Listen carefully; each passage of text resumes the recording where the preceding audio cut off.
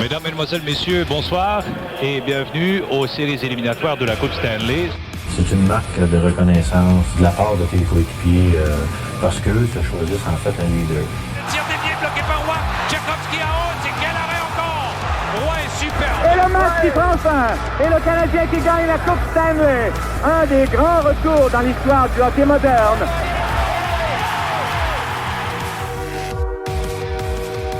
Bienvenue tout le monde dans cette nouvelle édition du podcast Les Glorieux. Je vais gagner ton animateur et aujourd'hui, j'ai la chance de recevoir le directeur général administratif des Cataractes de Shawinigan, Steve Turcotte. Bonjour Steve. Bonjour. Ça va bien? Ça va bien, merci toi. Oui. T'es-tu déjà accoutumé à ton nouveau titre? Parce que ça fait pas longtemps que tu as été nommé à ce niveau-là. Oui, exact. C'était au début de l'été. Mais tu sais, dans les faits, c'est un nouveau titre, mais les responsabilités ne changent pas tellement. C'était des responsabilités que j'avais déjà dans les derniers mois, un peu en intérim, si tu veux. OK. Et puis, à la fin de l'année, on a fait le constat que, bon, j'allais occuper cette chaise-là là, sur une base permanente. OK. Fait que dans le fond, ça n'a pas été une surprise. Ça n'a pas été genre on ouvre un poste puis j'applique dessus ou on cherche quelqu'un puis hey, Steve, il est là, on va le ramasser. Ça s'est vraiment fait de manière naturelle, dans le fond. Ben, en fait, ce qui est drôle, c'est que lorsque les Cataractes m'ont approché en premier pour joindre l'équipe, c'était le poste qu'on voulait me confier.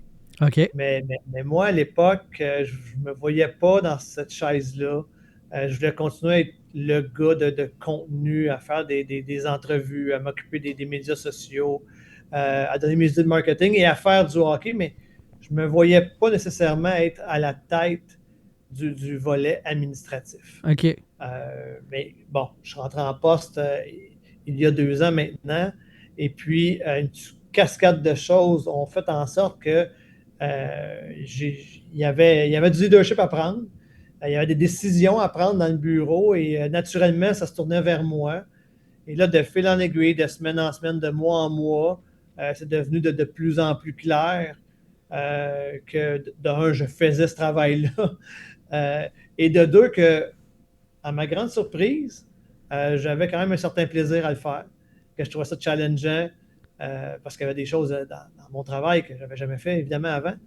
Donc, ça s'est fait un petit peu là, de fil en aiguille pour en arriver à la décision, bon, c'est correct, je vais prendre les responsabilités. OK. C'est quoi les trucs que tu faisais pas puis que là, maintenant, tu fais? Parce que, dans le fond, on va faire ce petit bout-là. Après ça, on va revenir en arrière, ton parcours académique, puis après ça, ton entrée dans le domaine professionnel, puis comment est-ce que tu t'es joint à l'organisation des Cataractes. Mais tu avais déjà un poste à l'intérieur chez les Cataractes, plus au niveau des communications, si je ne me trompe pas. Oui, le poste exact, c'était le directeur des communications, du marketing et de la gestion hockey. Donc, ça voulait dire que j'étais un peu partout. Oui. Que j'avais accès à tous les réseaux de l'organisation, dans le fond, mais qu'à part pour les communications et le marketing, je n'étais pas décisionnel. Mm-hmm. C'était ça à la base que moi, je voulais. Puis, le terrain de jeu s'est agrandi quand même assez rapidement. Dans les premières semaines de mon entrée en poste, là, j'ai touché à la portion business que je ne voulais pas faire et que je ne pensais pas aimer. OK. Et bon, à ma surprise, là, au contraire, j'aime trouver des façons, j'aime trouver des ponts. Ça aide l'équipe, ça aide aussi les entrepreneurs, tout ça, les marques de commerce, ça me fait rencontrer des nouvelles personnes et ça me fait voir le hockey, mais également mon travail d'un différent œil, c'est sûr et certain. Je ne regarde plus un match de hockey comme je regardais avant. Mm-hmm. Revenons en arrière. Tu as une formation au niveau collégial à ATM parce que tu es à la base un journaliste, tu as fait ça pendant 26 ans. Parle-moi de tes années à ATM parce qu'on a reçu sur l'émission, on a reçu Guillaume Lepage de LNH.com qui a passé par ATM. On a reçu Anthony Marcotte qui est la voix du Rocket de Laval qui a passé par ATM. Et c'est comme une bulle. Les gens de médias, beaucoup passent par là puis c'est des années qui sont un peu folles. Parle-moi de ton passage du côté d'ATM. Ben moi, j'ai adoré ça, ATM. Je sortais de l'école secondaire, j'étais tout jeune, c'est la première fois que je partais, j'avais un appartement. Et j'allais retrouver là-bas des gens qui avaient les mêmes passions que moi, c'est-à-dire la passion des mots, mais également vouloir être journaliste, tu sais, journaliste enquête, tout ça. Donc, non, moi, j'ai vraiment adoré ça. Ce qui était particulier de mon passage, moi, à Jonquière, c'est que d'habitude, les gens viennent de partout au Québec et leur gang principale, c'est vraiment l'école. Mhm. Mais moi, je joue également au hockey. Ouais. Donc, je m'étais fait une gang d'amis aussi à l'extérieur du cercle d'ATM. Je me promenais entre les deux gangs. J'avais vraiment le fun. Et l'autre chose qui a été un peu différente pour moi, c'est que à ma deuxième année en ATM, et donc il me restait une année, Mhm. entre les deux, il y avait l'été, et j'ai eu accès à un stage Mhm. au Nouvelliste à Trois-Rivières. C'est un stage qui existait depuis des décennies. J'ai été vraiment chanceux, j'ai décroché ce stage-là, et ça a tout changé parce que l'espace d'un été, tu es vraiment dans une vraie salle de rédaction. Tu produis des textes, tu es publié, tu as un vrai deadline. Donc, quand je suis revenu, moi, en troisième année, là où tu dois faire la pige, à l'époque, c'était ça, là, c'était un journal qu'on faisait, ben, on me demandait de faire 1 ou 2 textes par semaine. Moi, j'en faisais 2 par jour déjà. Mhm. Donc, ça a été une expérience qui était un peu différente de mes camarades, mais je n'ai que du positif à dire. Honnêtement, on était très bien encadrés, des professeurs, le fun de qui apprendre, tout ça. Je me suis fait des amis pour la vie en ATM. Honnêtement, là, ça a été 3 belles années. Ouais. Dans ta cohorte, des gens connus du domaine, il y a qui? Parce que c'est le fun Ben, aussi écoute, de il y a voir Yannick ça. Pinel qui travaille à Radio-Canada, Alexis Deschaines qui vient d'être nommé député. Il y en a eu plusieurs, tu sais, honnêtement, il y en a dans à peu près tous les médias. Là, ATM, à cette époque-là, là, était la pépinière. Mhm. Tout le monde se plaçait. Là. Ouais. Quand tu as commencé ATM, quand tu t'es dirigé vers cette formation-là, qu'est-ce qui t'interpellait en termes de communication? Vers quoi tu t'enlignais à la base? Ah, ben moi, c'était quand même assez clair. Là, je voulais faire du sport. OK. J'étais un gars de sport, j'aimais le français, tout ça. Je lisais Bertrand Raymond, je lisais Régent Tremblay, je lisais Bob Duguay à l'époque, Foglia, évidemment. J'écoutais beaucoup Roger Brulotte aussi. Alors moi, je me voyais très bien être un successeur d'un de ces gars-là. Ça ne s'est pas passé comme ça. Je n'ai pas travaillé à Montréal. Finalement, rapidement, comme je te l'ai dit, j'ai eu accès à un stage au Nouvelliste. J'ai adoré ça. Je suis resté là. Mais c'était ça. Moi, j'aime le hockey. Je me suis aperçu à l'âge de 13, 14, 15 ans que je n'allais pas jouer dans la LNH. Je n'avais pas ce talent-là. J'étais trop petit. Donc, qu'est-ce que je pouvais faire pour être proche de mon rêve? Ben, c'était de devenir journaliste sportif. Mhm. Donc, à partir de là, ça a été quand même assez clair. J'ai hésité un petit peu entre le droit et le journaliste. Finalement, c'est vraiment le goût d'être dans le sport qui m'a drivé. Donc, je suis parti loin de chez moi. Je n'avais jamais été à Jonquière. 4 heures de route à l'époque, on dirait que je partais sur un autre continent. Là. Ouais. Mais ouais, c'est ça. C'est vraiment mon amour du sport combiné au fait que j'étais bon en français, que j'aimais écrire, j'aimais lire. Donc, c'était naturel. Mhm. Moi, j'ai la même âge que Sidney Crosby et encore à ce jour, je me dis que j'ai encore une chance de jouer dans la Ligue nationale. Je fais 5 et 4. Je suis pas en forme, mais j'ai encore une chance. Toi, à 14 ans, t'avais compris que tu ne ferais pas la Ligue nationale? Ouais, écoute, j'adorais le hockey. J'étais sur la glace à tous les jours. J'ai eu la chance, moi, d'avoir un papa qui me faisait une patinoire dans ma cour. Donc, j'ai passé beaucoup de temps avec des patins aux pieds. Et quand arrivaient les camps d'entraînement, moi, j'étais tout le temps celui qui était retranché de dernier de la meilleure équipe. OK. Donc, j'arrivais dans le rang inférieur. Je marquais beaucoup de buts. Je gagnais les championnats, mais je n'avais jamais accès à la meilleure équipe. Donc, à un certain point, tu te rends compte que les années filent. J'ai quand même été à un camp midget 3A, puis encore là, ça n'a pas été long. Là, j'étais parmi les premiers retranchés. OK. C'est un camp où il y avait Steve Bégin, entre autres. Puis Steve Bégin sur la glace, ça, c'était Superman. Là. Midget 3A, Steve Bégin, c'était Superman.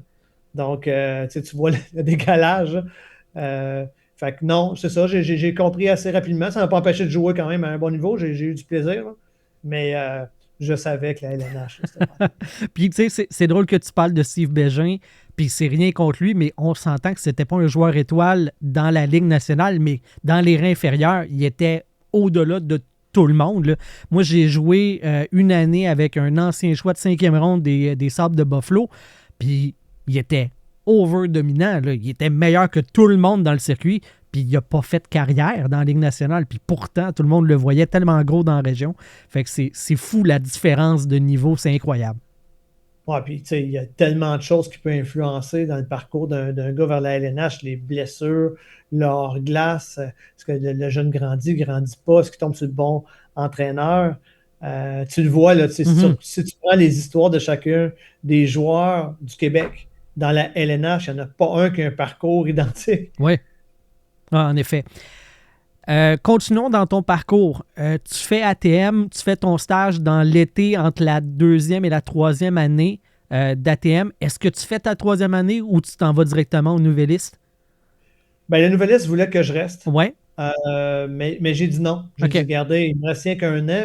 Et en fait, c'était une session parce que la deuxième session, c'était un stage. Ah, bon. Il ne me reste qu'une session pour avoir mon diplôme. Je reviendrai. Je reviendrai pour le stage qui était prévu à ma formation académique. Puis à la suite de ça, on verra. J'avais, évidemment, plus que j'avais de l'expérience, quand je suis revenu en ATM, j'avais accès à tous les stages que je voulais. J'aurais pu prendre n'importe où, honnêtement. Mais tu sais, j'avais vécu une expérience quand même vraiment le fun au Nouvelliste. C'était ma région. Et puis, eux me disaient qu'il y avait des plans pour moi. Donc, pourquoi ne pas retourner là? J'avais hésité un petit peu, mais finalement, c'était la bonne décision. Je suis retourné au Nouvelliste pendant l'hiver. J'ai refait un 2e été de stage et je suis jamais reparti. Tu as été 26 ans au Nouvelliste, donc tu étais bien traité. Les tâches, les affectations qui t'étaient données cadraient avec toi. C'était comment? Pourquoi 26 ans au Nouvelliste? Est-ce que tu as eu des opportunités d'aller... Tantôt, tu parlais que tu n'as pas été à Montréal. Souvent, quand on rentre dans le monde des médias, on se dit hey, on veut être comme nos idoles qui sont à Montréal. C'est la plaque tournante. Toi, c'était le Nouvelliste pendant 26 ans. Oui, j'ai adoré ce que j'ai fait au Nouvelliste, honnêtement. J'ai eu plein d'opportunités, mais pas des opportunités qui allaient faire en sorte que j'allais complètement quitter le Nouvelliste. Ce que j'ai pu faire, c'est faire des choses en parallèle avec le journal. On m'a permis d'être analyste au match des Cataractes à la radio. On m'a permis d'intégrer Hockey le Magazine à Montréal pour le guide des pouleuses. On m'a permis d'avoir une chronique pendant 2 ans à la presse sur le hockey junior. Donc, tout ce que je pouvais faire en marge, et ça, c'était un peu nouveau parce qu'au Nouvelliste, à l'époque, là, c'était un petit peu réfractaire à partager, je te dirais, leur expertise, mais je pense que c'était une façon aussi de me garder heureux.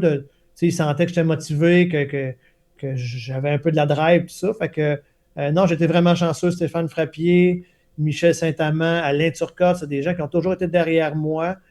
Et au contraire, là, ils étaient contents pour moi. Fait que non, j'ai vraiment pas senti le besoin de partir pour faire tout ce que je voulais. J'ai assisté à plein de choses. J'ai vu le premier match championnat de la LNH à Edmonton. Le Canadien jouait contre les Oilers. J'ai vu le championnat du monde de boxe. J'ai vu Simon Larose jouer contre André Agassi, contre Bad Gustavo Kuerten. J'en ai vu plein de choses. Puis quand je regardais à Montréal ce qui se passait, j'avais des amis, évidemment, qui étaient sur le beat du Canadien. J'avais des amis qui étaient sur d'autres beats.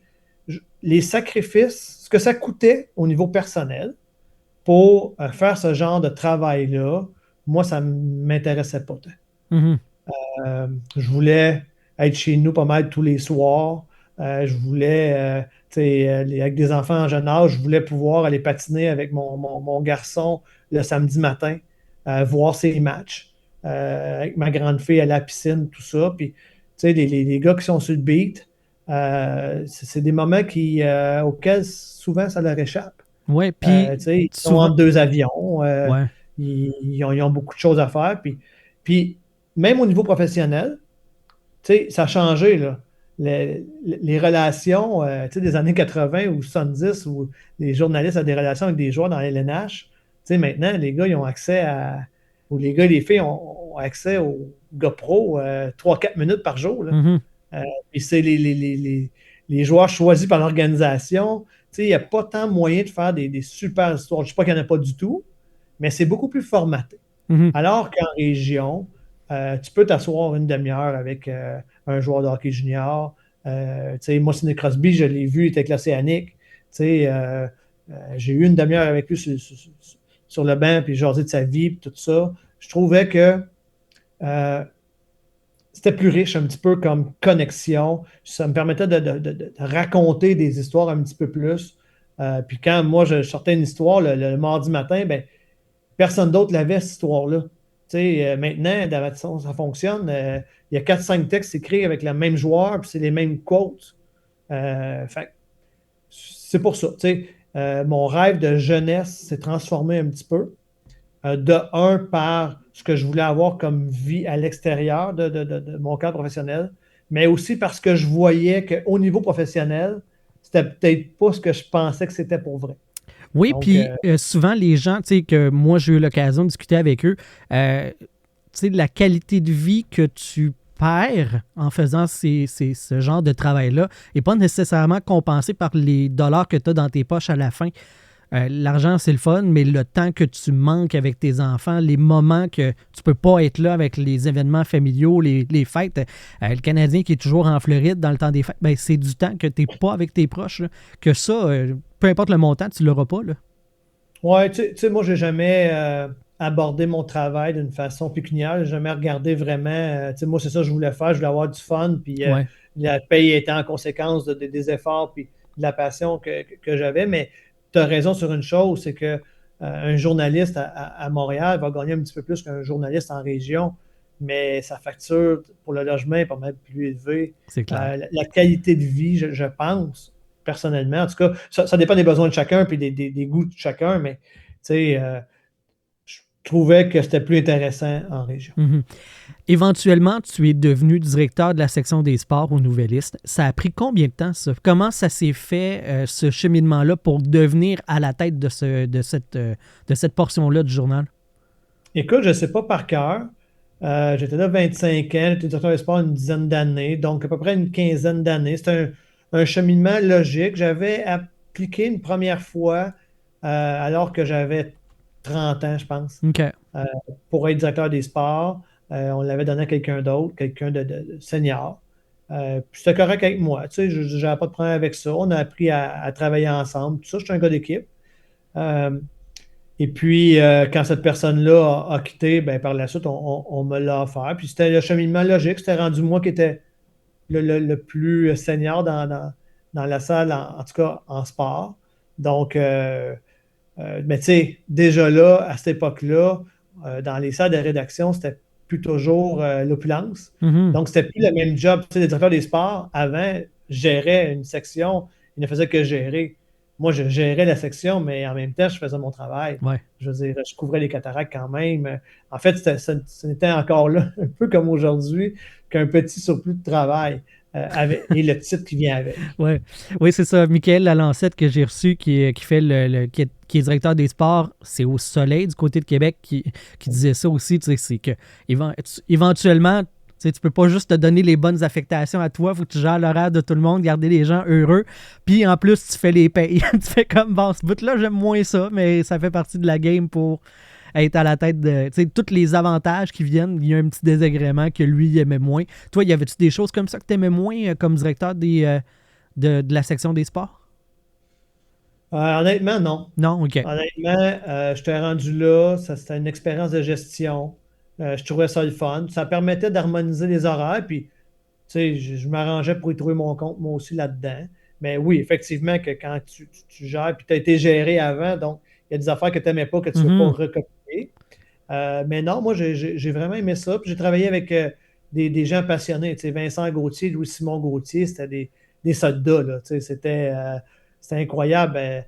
Travailler avec ces gars-là de très, très près à tous les jours. On avait du fun. Nicolas Ducharme, on a eu du fun. Là, on couvrait la Coupe Memorial tous ensemble. Après ça, il y a eu Mathieu Vachon, il y a eu Zachary Mercier, tous des gars avec qui, à qui je parle encore.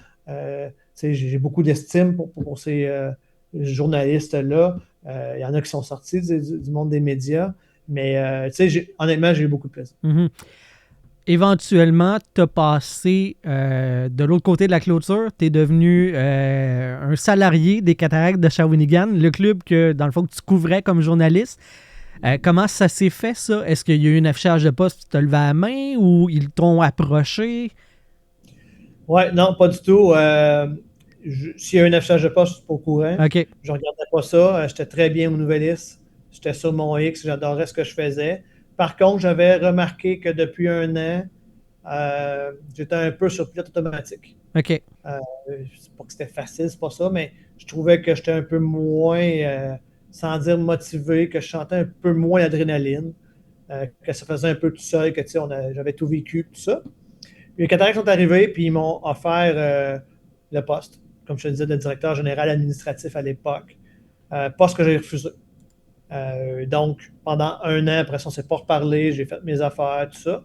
Et puis, l'année suivante, quand je suis arrivé au repêchage à Nashville, le directeur gérant, Martin Mondou, qui n'est pas juste directeur gérant, qui est également actionnaire de l'équipe, et c'est lui qui assume un peu le leadership avec le président Roger Lavergne, parce que c'est lui qui a sauvé l'équipe en 2008-2009. Donc, lui était également au repêchage à Nashville, puis il m'a demandé d'aller le voir. Fait que moi, ben oui, aucun problème. Tu sais, je pensais qu'il y aurait de la nouvelle pour moi, tout ça. Puis ça a été une rencontre un peu spéciale. Tu sais, il a dit, garde, on t'a offert un emploi, tout ça. Tu as dit non. J'ai dit, effectivement, tu sais, ce que vous me proposiez exactement, je trouvais que ça ne fitait pas tant avec ce que je voulais faire. Ben, il a dit, on va faire le contraire. Qu'est-ce que tu veux faire? Ouais, c'est ça. Il m'a soumis une feuille blanche. Il m'a dit, écris ce que tu veux faire. Okay. Puis, écris ce que tu veux pas faire. Puis, écris les conditions. Puis, écris les vacances. Puis, wow. Là, quand j'ai donné... C'est un chèque en blanc. C'est intéressant. Quand est-ce que tu commences? Uh-huh. Là, j'ai regretté avoir su j'aurais mis plus cher. Ben oui. Mais tu sais, ça s'est pas fait comme ça. Là. Je veux dire, quand cette rencontre-là a eu lieu, je vois time out. Là. Je veux dire, tu ne changes pas après 27 ans comme ça. Là. J'ai besoin de réfléchir. J'ai besoin de vraiment penser à ce que je veux vraiment sauter la clôture. Parce que dans ma tête, c'est sans dire que c'est irréversible. Pour moi, si je fais un changement, je le fais pour vrai. Là. Fait que, j'ai pris quelques semaines de réflexion. J'en ai parlé avec ma conjointe, évidemment, avec la famille. Qu'est-ce que ça changeait? Qu'est-ce que ça... Les bons côtés, les mauvais côtés. J'en ai parlé aussi à mon patron au bureau. Et puis, comment il a reçu ça? Ouais. Comment ton patron il a reçu ça? C'est pas du maraudage, parce qu'on s'entend qu'on n'est pas... mais tu sais, de savoir que tu réfléchis à peut-être quitter alors que tu as un poste important là, chez le Nouvelliste. Oui, mais au même moment, au Nouvelliste, ils étaient en restructuration. Okay. Et puis, il y avait une offre de départ volontaire. Tout le monde pouvait prendre une offre de départ. Tout le monde pouvait partir. Vous avez vu ça aussi, c'était pas rien qu'au Nouvelliste. Ça, c'est dans les corps d'information. Là. Il y a eu un paquet de journalistes qui sont partis. La plupart à retraite, mais certains comme moi ont pris le package et sont partis faire d'autres choses. Donc, mon patron savait qu'il y aurait ce genre d'appel-là durant l'été, de personnes qui se questionnaient et tout ça. Moi, ce qui rendait ça un peu plus particulier, c'est que, tu sais, mon patron, Stéphane Frappier, il était mon patron pendant 27 ans. C'était la même personne qui m'a engagé. Tu sais, c'était rendu un ami, là. Je veux dire, donc, tu sais, on a regardé ça. Puis, au même moment, je savais qu'il y avait une restructuration en cours et je savais que le travail allait changer. Je ne pourrais plus couvrir les cataractes. Je ne pourrais plus couvrir la LHJMQ comme je l'ai couvert depuis 10, 12, 15 ans.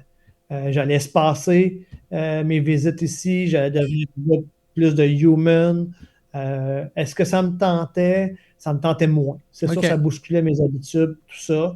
Fait que, tu sais, ça faisait partie de l'équation. Le départ volontaire, évidemment, faisait partie de l'équation. Mais il y avait surtout le fait qu'on me proposait un nouveau défi avec des personnes que j'estime beaucoup dans un environnement que je connais où je pourrais faire une différence. Donc, j'avais 45 ans à l'époque. Je me disais, c'est maintenant ou jamais. Je le fais ou je reste journaliste jusqu'à la fin de ma carrière. Et tu sais quoi, ça aurait été bien correct. Là. Moi, c'était ça. Tu sais, j'avais aucunement le plan de partir. Moi, dans ma tête, j'allais être journaliste jusqu'à la fin. J'ai déjà eu une rédactrice en chef qui voulait m'amener au général, tu sais, puis j'avais dit non, c'est correct, je vais rester au sport. Puis elle avait dit, ben voyons, ça n'a aucun bon sens. Tu penses que tu restes jusqu'à la fin? J'avais dit, you bet. Oui, j'ai du fun, moi, à faire ce que je fais. Puis, tu sais, ça prenait vraiment les bonnes personnes au bon moment avec la bonne offre pour, je te dirais, bousculer ça. Puis bon, finalement, j'ai accepté l'offre, mais même quand j'ai accepté, là, je te cacherai pas que j'ai été, parce qu'il y a eu une zone tampon entre le moment où j'ai dit oui, où j'ai signifié aux nouvelles que je partais, et le moment où je suis entré en poste. Il y a eu environ 1 mois et demi, là. Il y a eu 1 mois où ça a été difficile, là, au plan émotif. Je quittais pas un travail, je quittais une famille, je quittais les gens que j'adore, je quittais un métier que j'adorais, et pour me lancer un peu dans le vide, parce que même si tu connais les gens, même si l'aréna, évidemment, je la connais de fond en comble, là, j'étais tout le temps là. Ça reste que c'est pas du tout le même travail, c'est pas le même contexte. Donc, il y avait un sentiment un peu de peur, de peur d'être à la hauteur. Et ces gens-là, tu sais, ils m'avaient montré beaucoup de confiance quand même. Donc, j'ai eu peur. J'ai eu peur pendant un bout de temps, là. J'avais jamais vécu c'était quoi l'anxiété. Je peux te dire que j'en ai vécu un petit peu, jusqu'à temps que j'arrive en poste. Puis dès la première journée, je me suis bien senti, j'étais très bien épaulé, j'ai découvert des nouveaux, euh, des nouveaux compagnons de travail avec qui j'ai beaucoup de fun. Puis, non, c'est ça, ça va bien. Est-ce que tu as retrouvé ce sentiment-là, parce que là, ça fait quelque chose comme proche de 2 ans, un petit peu plus que tu étais avec les Cataractes. Est-ce que tu as retrouvé cette portion-là famille que tu avais avec le Nouvelliste, ou c'est pas encore, tu sais, pas encore ça, là, parce que le temps a pas encore totalement fait son œuvre, là? Est-ce que tu te sens 100% un membre de la famille des Cataractes? Ben oui, je me sens Oui. 100% un membre des Cataractes. Mais tu peux pas évaluer 2 ans versus 2 ans. Ça serait mentir de dire que les liens sont. Par contre, ils sont forts parce que les liens sont déjà là avant que j'arrive. C'est là que je couvrais depuis 2008, à la tête des Cataractes. Lavergne était là également. Donc, c'est des gens que je couvrais, que je côtoyais, tout ça. Évidemment, c'est sur une base professionnelle. C'était pas, c'était pas au jour le jour de façon très continue, mais on savait qu'on s'appréciait, tout ça, on se respectait. Et d'être là, évidemment, oui, les liens sont déjà tissés, ils étaient déjà un peu là, mais c'est pas comparable avec 27 ans. Ce serait mentir. Ouais.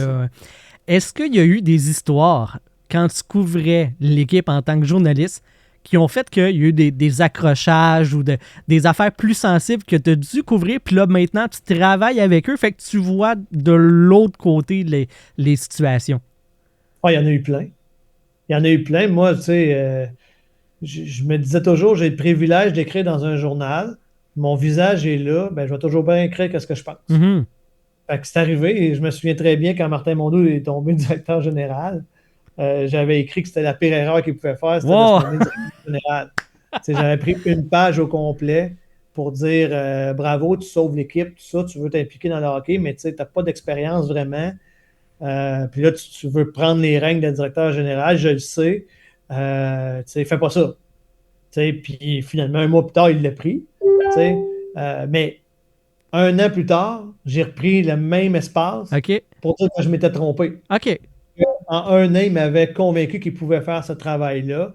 Il a fait une série de décisions qui a fait en sorte que, OK, il était au même niveau que les autres. Puis, tu sais, je te dirais que même depuis ce temps-là, tu sais, la feuille de route de Martin Mondeau est exceptionnelle. Là. Tu sais, il y a une finale en 2009, il y a une Coupe Memorial en 2012, il y a une finale en 2016, il y a une Coupe en 2022. À chacun des cycles, ça s'est fini par au moins une présence en finale. Donc, si on sortait ce texte-là, il a très mal vieilli. Oui, c'est ça. Je me souviens de la classique hivernale, la première classique hivernale à Saint-Tite, où il y avait un aura de mystère, personne ne l'avait su, le scoop n'avait pas sorti, puis tout. Puis moi, je l'ai eu 2 jours avant, je pense. 2 jours avant, puis là, j'appelais les membres d'organisation, puis ça me faire valider, puis ils étaient vraiment fâchés.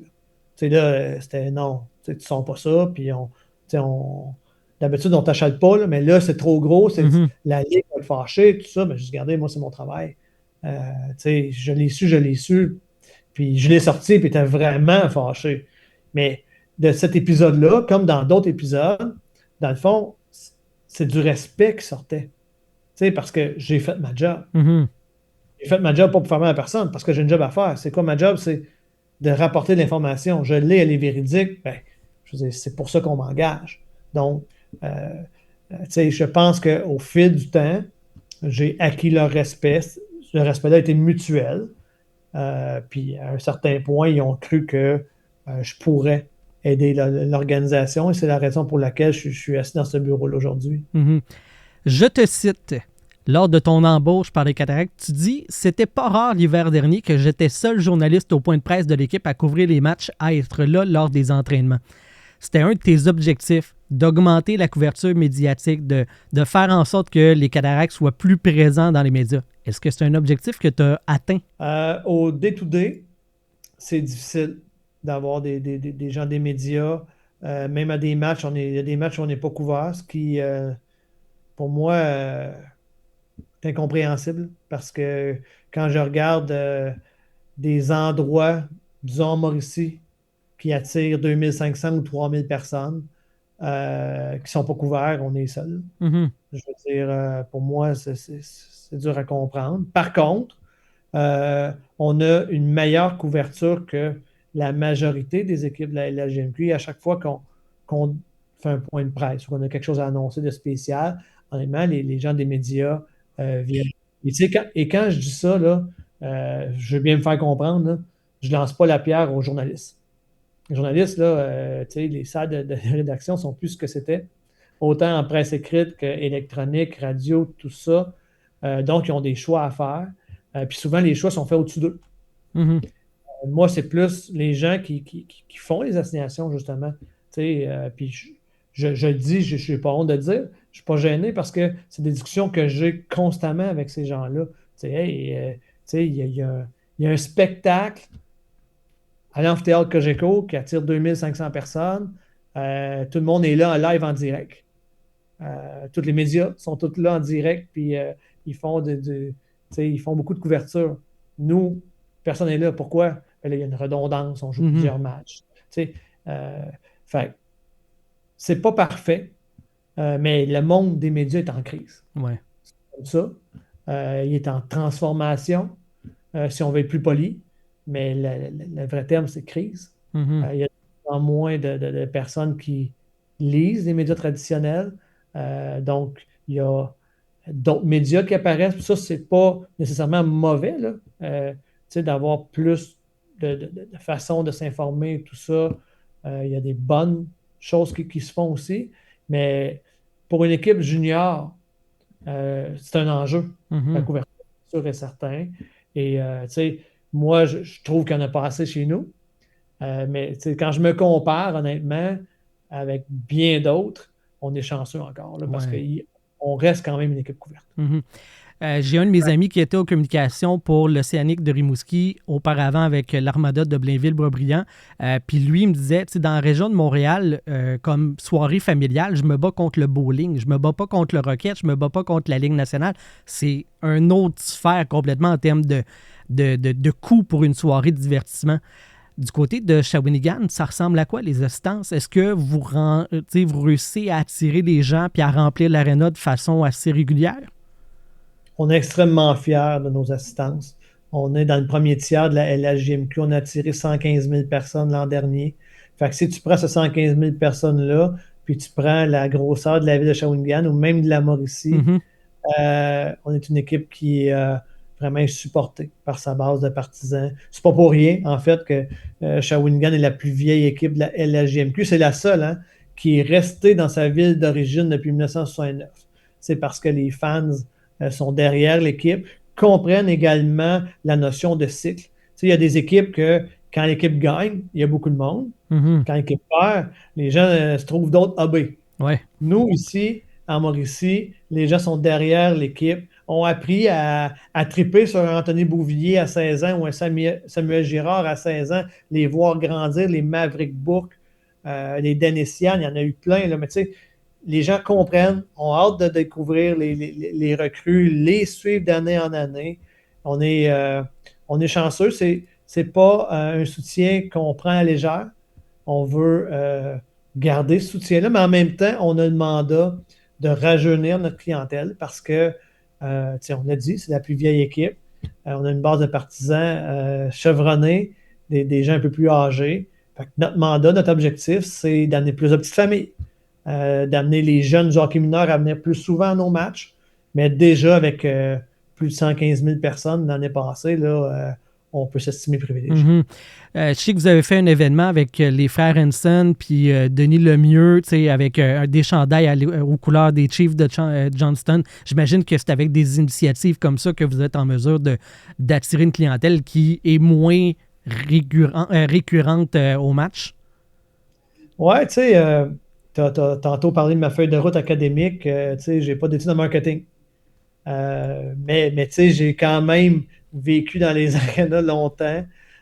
Donc, j'avais des idées. Quand je suis arrivé ici, j'avais certaines idées à amener, à essayer, à explorer pour voir si ça allait créer un hype, un happening, si on pouvait amener des gens à l'aréna qui viennent jamais. Mm-hmm.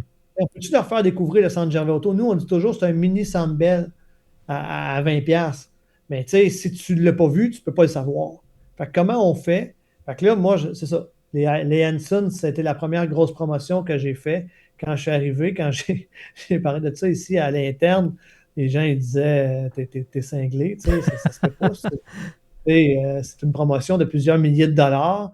D'habitude, tu sais, quand tu as dépensé 500$ au hockey junior, là, ouais. C'est beau, là. Mm-hmm. Moi, je disais, ouais, mais tu sais, je ne le vois pas comme une dépense, je le vois comme un investissement. Je pense qu'en bout de ligne, on va attirer plus de monde que ce que ça va coûter, puis ça en fait parler de nous autres, tout ça, puis ça a fonctionné. Mm-hmm. L'année était pleine pour les frères Hanson, la couverture médiatique était incroyable au Québec. On a pu partager ça avec 2 autres villes, qui étaient Gatineau et Sherbrooke. Et là, ben, on s'est dit, OK, on tient une recette, là. On tient quelque chose, on peut-tu 2, 3 fois par année, amener quelque chose d'un peu plus magique, déborder des cadres du hockey. Il faut faire attention, tu ne peux pas en faire 22, 24, 26 parce que ton produit d'appel, ça reste le hockey. Là. Mm-hmm. Tu te trompes, ce n'est pas les shows de musique là, ou ce n'est pas des comédiens. Tu sais, à la base, on met un excellent produit de hockey sur la glace, mais est-ce que 2, 3 soirs par année, on peut avoir du fun, on peut amener quelque chose de différent? On l'a essayé avec les Hanson, Mm-hmm. ça fonctionnait très bien. On l'a refait ensuite avec Zach Bell, qui était une idée de mon garçon de 13 ans à l'époque. Il me disait qu'il était meilleur que Wayne Gretzky. Tout ça, moi, je ne connaissais pas du tout Zach Bell. Mais quand j'ai commencé à regarder ce qu'il faisait, quand j'ai vu la portée que Zach Bell avait sur les médias sociaux, je me suis dit, hey, ce gars-là, il faut essayer de l'amener. Et puis là, tu es directement compliqué. Dans ton public, tu dis, on veut rajeunir. Tu es pile dessus. Puis ça a été compliqué, honnêtement, entrer en contact avec Zach Bell. On a fait toutes sortes de choses. Mais finalement, on l'a eu. Mm-hmm. Puis il est venu, Zach Bell. Et l'aréna était remplie à craquer. La plus grosse foule depuis que je suis arrivé, c'était pour Zach Bell au mois de mars. Fait que, tu sais, rendu là, on s'est dit, OK, on tient une recette. 2, 3 fois par année, on va essayer de se démarquer, de trouver quelque chose. L'an passé, on a fait d'anciens cascadeurs du Cirque du Soleil. On a fait lancer compte. Mm-hmm. Et puis, on l'a fait encore là en collaboration avec d'autres équipes. On essaye de partager ça. Ça, c'est quelque chose qui m'a surpris, JB, quand je suis arrivé. La guerre dans la LSGMQ sur la glace, elle est là, les réels, tout le monde veut battre tout le monde. Mais dans les bureaux, tout le monde essaie de s'entraider. Sincèrement, tu as une question, tu peux appeler n'importe qui, il va prendre le téléphone, il va te répondre. Tu veux un conseil, c'est la même chose. J'ai été vraiment chanceux dans mon séjour jusqu'à maintenant. Que ce soit Serge Pou à Chicoutimi, Martin Paquette à Victoriaville, David Bois à Drummondville, Sylvain Poisson à Sherbrooke. Là, je pourrais toutes les nommer, là, Dan Brunet à Gatineau. C'est tous des gens qui se parlent sur une base régulière, qui essaient de faire grandir notre produit. Et bien, tu sais, un cerveau, c'est le fun. Mais si tu es 15-20 à réfléchir à des choses, souvent, ça donne des bons résultats. Oui. Ben là, tu m'amènes... j'avais ça, mais pas sur cet angle-là, mais je vais te l'amener quand même. Tu sais, la LHJMQ, on a souvent l'impression que c'est une ligue à 2 niveaux. T'sais, moi, c'est un regard extérieur là, que j'apporte. Tu as des clubs comme Halifax, comme Québec, qui sont capables d'amener des vedettes qui vont être des joueurs européens que, ils sont pas disponibles au draft, puis finalement, ils viennent quand même. Puis eux, c'est des plus grosses arénas, des plus grosses foules, puis qui font de l'argent. Puis il y a des équipes, à l'inverse, que c'est à peine rentable si c'est pas déficitaire, si c'est pas de subventions, puis des choses comme ça. Comment est-ce qu'elle se fait, cette collaboration-là, avec des clubs d'envergure différentes au sein de la même ligue? Tout le monde a le même but.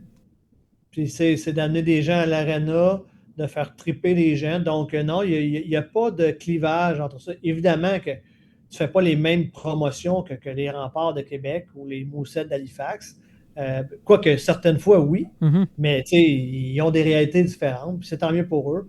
Mais moi, puis je suis comme ça dans la vie, là. Je me suis jamais vu petit. Si on commence à dire que Shawinigan, c'est trop petit, ben, aussi bien fermer le club. Là. Ouais. Je veux dire, non, des bons joueurs, là, on en a eu en masse. C'est pas vrai qu'on n'est pas capable d'attirer des bons joueurs. On a eu Matvey Gridin l'année passée. Matvey Gridin, là, il avait le choix entre l'Université du Michigan dans NCAA ou les Cataractes de Shawinigan. Il a choisi les Cataractes de Shawinigan. Puis avant lui, on a eu Maverick Bourque, on a eu Xavier Bourgault, des choix de première ronde dans la LNH. Beauvillier, Girard, Mathieu Olivier, Frédéric Gaudreau, pas en nommer beaucoup, là. Puis des Européens de premier plan, Denis Yann, Timashov, on en a eu plusieurs également. Je pense que, il faut que tu fasses ton travail, c'est pas une excuse. Puis si tu fais ton travail, puis si tu prends les moyens, ben, les gens vont venir te visiter, vont t'appuyer, tu vas avoir du monde dans l'aréna. Mais c'est sûr et certain que si tu t'appuies toi sur ton sort, puis tu dis on n'est pas capable, ben, tu ne seras pas capable. Mm-hmm. Mais, puis de toute façon, Québec et Halifax ne peuvent pas être seuls dans la ligue. Là. Ils sont à deux, ça ne fera pas une ligue forte. Là. Fait que ça prend d'autres mondes, sinon tu n'as pas de circuit. Là. Fait que... Ils ne peuvent pas être tout seuls dans la ligue. Puis si tu prends les gagnants de la Coupe du Président ou de la Coupe Memorial des 20 dernières années, tu vas voir qu'il y a des Cataractes, puis il y a des Huskies, puis il y a des Voltigeurs, puis il y a des Tigres. Mm-hmm. Puis il n'y a pas juste des Wildcats, puis il n'y a pas juste des Remparts de Québec. En effet. Honnêtement, je pense qu'il faut, comme équipe, puis comme ligue, est-ce qu'ils ont plus de moyens que nous? Ben oui. Ils ont 8000 personnes, en moyenne 9000 personnes à Québec. C'est correct, c'est sûr et certain, mais c'est pas d'un gradin que ça se gagne le hockey. C'est sur la glace. C'est vrai. Maintenant, tu es directeur général administratif. Tu disais tantôt que ça ne change pas grand-chose. Dans le fond, que tu faisais pas mal ces tâches-là. Je veux que tu me dises, ça ressemble à quoi ta journée typique jusqu'à maintenant? Parce que tu n'as pas vécu une saison dans le rôle de manière officielle, mais ça ressemble à quoi les tâches que tu fais? Est-ce que tu t'occupes, mettons, des pensions des joueurs, l'aspect études versus hockey? Qu'est-ce que ton day-to-day, ça ressemble? Ben, nous, au Cataract, c'est vraiment scindé en deux. Il y a la portion hockey. Quand je dis hockey, donc tous les services reliés au hockey, pension, études, tout ça. Okay. Et dans le volet hockey, c'est sous la gouverne de Martin Mondou. Et il y a tous les autres dossiers qui sont administratifs, qui sont les ventes, qui sont les partenariats qui relèvent de la permanence, dont je suis le capitaine, le leader. Mais tu sais, nous, la permanence, c'est pas une grosse équipe. Là. Au Cataract, on est 5. On espère être 7 d'ici la fin de l'année. En moyenne, c'est 10-12 dans la ligue. Donc, tout le monde met la main à la pâte. Tout le monde vont être écoutés. Tout le monde peut amener leurs idées. On dîne tous ensemble. C'est souvent de ces dîners-là que naissent les meilleures idées. Puis après ça, ben, c'est de mettre ça en place. Puis d'assurer un suivi. Donc, j'ai pas une journée typique parce que il y a des journées de match, il y a des journées sans match. Mais je te dirais que nous, c'est très important, dans la mesure du possible, de dîner ensemble à permanence avec Nino Mancuso, Marie-Hélène Séguin, Francis Trudel, Frank Hawley également.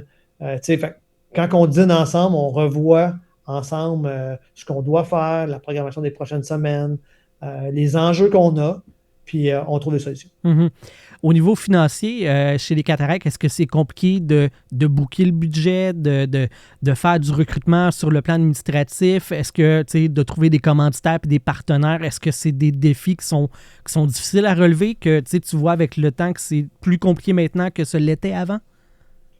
Partenariat, je ne dirais pas que c'est facile, mais la région est derrière l'équipe.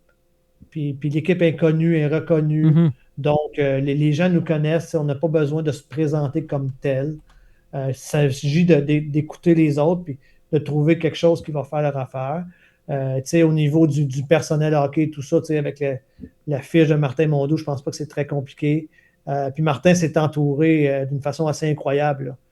À côté de lui, il y a Mario Carrière qui a été longtemps directeur général à Val-d'Or. Il y a Jacques Carrière qui a été directeur général au Cap-Breton. Il y a Pascal Dupuis qui a gagné des Coupes Stanley aux côtés de Sidney Crosby. Honnêtement, il est super bien entouré. Au niveau administratif, ben, je pense que c'est un peu comme n'importe où. Ça reste un défi d'attirer les bons candidats. Aussi, les horaires du hockey junior, c'est pas évident. On travaille le vendredi, on travaille le samedi, on travaille le dimanche. Comme moi, comme journaliste, c'est tout à fait normal. Mais je sais que pour d'autres, ils ne sacrifieraient pas leur samedi.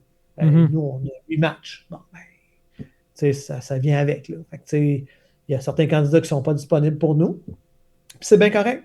Parce que si tu vas quelque part et que ça te tente plus ou moins, tu ne pourras pas être performant. Il faut que tu aimes ce que tu fais. Ouais. C'est une passion. Là. Moi, je travaillais aujourd'hui, j'avais des congés la semaine passée, mais vendredi, je suis venu quand même au bureau. Je suis venu faire des choses pour m'avancer pour le début de la semaine. J'avais hâte. Là, l'Académie des cataractes commence mercredi. On va recevoir une centaine de jeunes ici. J'ai hâte de les accueillir.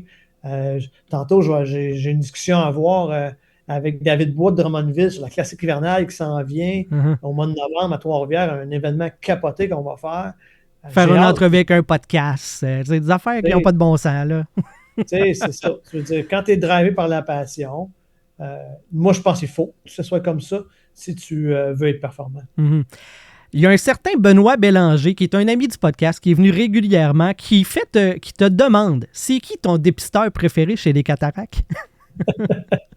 Ouais, là, ça va être difficile de répondre à celle-là. Honnêtement, on a une excellente équipe de recruteurs. C'est bon. C'est une réponse qui est tout à fait validée. On salue Benoît.